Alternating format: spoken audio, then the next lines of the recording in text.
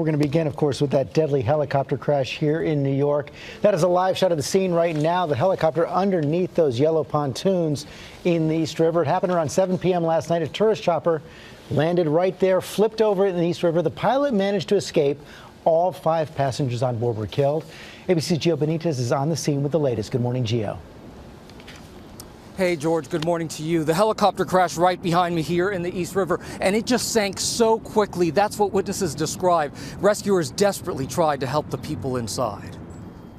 The mid-air emergency captured on camera, the pilot of the chopper frantically radioing for help as he crashes into the water. Zerly Motel, mayday, mayday, mayday. Zerly Motel, are you okay? East River, engine failure. I'm sorry, say again? East River, engine failure. You come a little broken. I say it one more time. It was a mayday call, LaGuardia. Okay, got it. The helicopter's blades still spinning as the aircraft flips over in the 40-degree water and begins to sink. We're all still really shaken up. There were a lot of screams.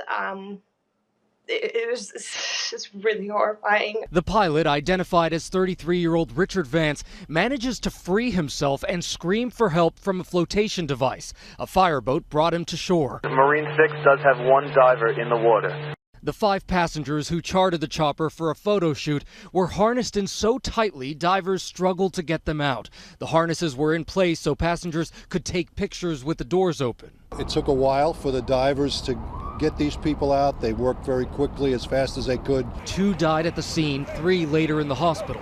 Moments before the crash, witnesses snapped these photos of the chopper flying at normal altitude over the Statue of Liberty. Arina Nazarian tells me that she was having dinner in a high-rise when she saw the crash happen. It headed towards the water at full speed, and then it slowed down. It hit the water fairly gently, but then within seconds, you started seeing it submerge. The helicopter was operated by the tour company Liberty Helicopters. Its website claims it has been flying safely for over 30 years. But FAA records show at least 2 accidents for Liberty Helicopters. One in 2009 with an airplane resulted in 9 deaths, though the NTSB blamed that crash on many factors, not just the helicopter pilot.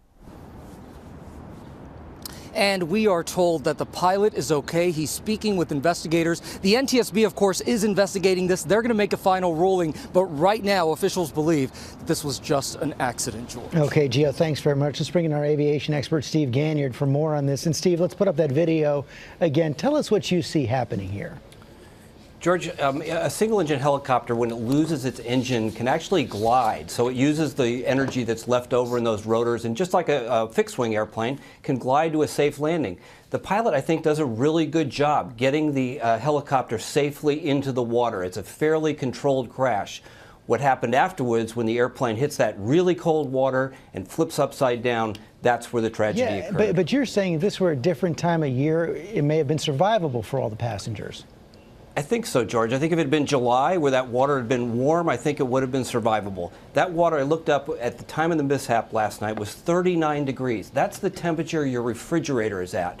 That shock of the cold of hitting in the unexpected crash in the water, and that shock can be debilitating. And so people have this 4-point harness that they've probably never used before. They don't know how to get out of it. You hit the water hard, you have that cold water rushing in, and you panic, and you're not able to get yourself out of that helicopter. But you're saying that's the kind of harness that military pilots like you would be trained to get out of. One of the reasons perhaps the pilot was able to get out. Exactly. The pilot knew what to do because he wears that harness every day. In the Navy and the Marine Corps, you're trained. If you're ever going to fly in a helicopter, you're put in a helo dunker, a machine that actually takes you underwater and flips you up upside down. And it's saved countless lives. But these poor civilians out for a nice Sunday flight encountered something that was very, very difficult to survive. Just a shocking tragedy. Okay, Steve, thanks very much. Hi, everyone. George Stephanopoulos here. Thanks for checking out the ABC News YouTube channel. If you'd like to get more videos, show highlights, and watch live event coverage, click on the right over here to subscribe to our channel. And don't forget to download the ABC News app for breaking news alerts. Thanks for watching.